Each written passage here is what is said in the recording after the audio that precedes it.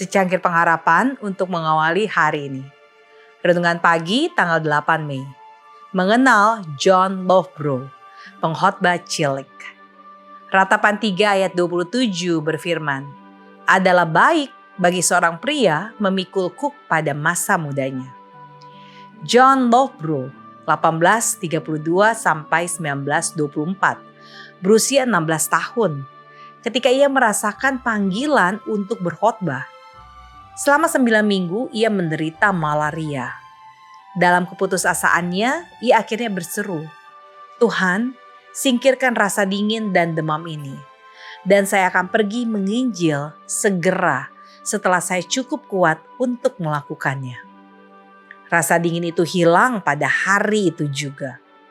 Pada saat itu dia tidak memiliki uang untuk melakukan perjalanan.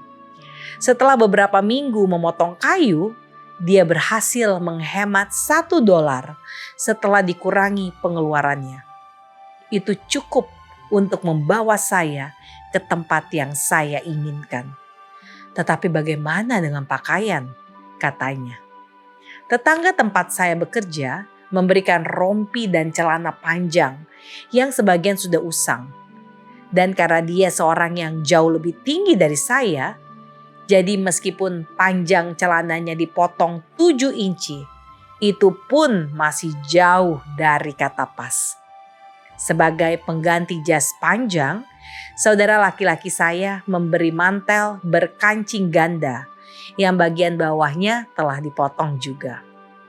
Dengan pakaian aneh ini dan uang $1 Amerika Serikat, saya memutuskan untuk pergi ke suatu tempat yang belum saya kenal dan mencoba menginjil.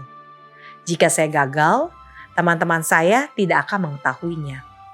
Jika saya berhasil, saya akan menganggapnya sebagai bukti bahwa sudah menjadi kewajiban saya untuk menginjil. Pada malam pertamanya, ia mendatangi gereja baptis kecil di desa yang jemaatnya penuh sesak. Ia melaporkan, "Saya bernyanyi, berdoa, dan bernyanyi lagi. Saya berbicara tentang kejatuhan manusia. Bukannya merasa malu seperti yang saya takutkan, tetapi berkat Tuhan turun atas saya dan saya berbicara dengan bebas." Keesokan paginya, saya diberitahu bahwa ada 7 pendeta yang hadir malam sebelumnya itu. Malam berikutnya, tempat itu kembali ramai. Saya kira yang menarik mereka untuk datang adalah untuk mendengar seorang anak laki-laki tanpa janggut berkhotbah. Pada akhir khotbah saya, pendeta jemaat bangkit dan menyatakan bahwa pada malam berikutnya pelayanan latihan menyanyi akan dimulai. Jadi perbaktian dengan saya harus ditiadakan. Kemudian seorang yang bernama Tuan Thompson berdiri dan berkata, "Tuan Lovebrow, latihan menyanyi ini telah direncanakan untuk tujuan dibawakan saat penutupan pertemuan dengan Anda."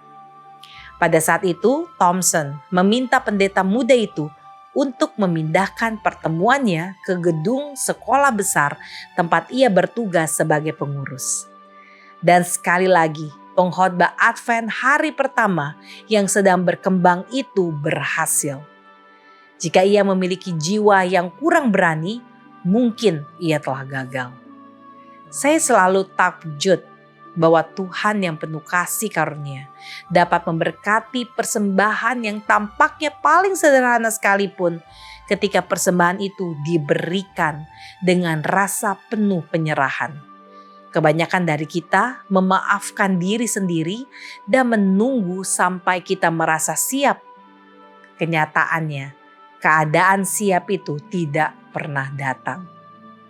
Doa kita hari ini, kami belajar dari keberanian Lovebrow untuk tidak menunggu siap. Pakai persembahan sederhana kami, kuatkan iman kami melangkah melayani-Mu Bapa dengan penuh penyerahan. Amin.